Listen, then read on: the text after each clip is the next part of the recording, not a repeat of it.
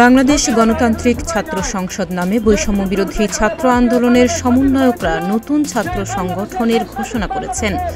বুধবার বিকেলে ঢাকা বিশ্ববিদ্যালয়ের মধুর ক্যান্টিনে এক সংবাদ সম্মেলনে এ নাম ঘোষণা করা হয়। নতুন ছাত্র সংগঠন ঘোষণার আগে মধুর ক্যান্টিনে বিক্ষোভ করেন বেসরকারি বিশ্ববিদ্যালয়ের শিক্ষার্থীরা।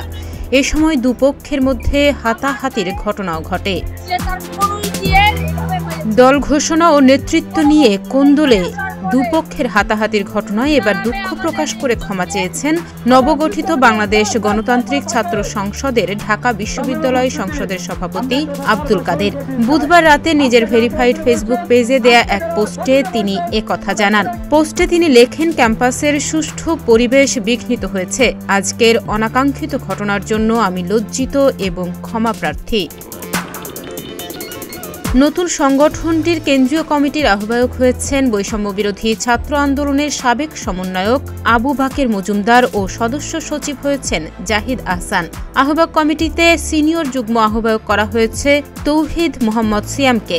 এছাড়া রিফাত রশিদকে সিনিয়র সদস্য সচিব, তাহমিদ আল মুদাসসির চৌধুরীকে মুখ্য সংগঠক এবং আশরিফা খাতুনকে মুখপাত্র করা হয়েছে সংগঠনটির।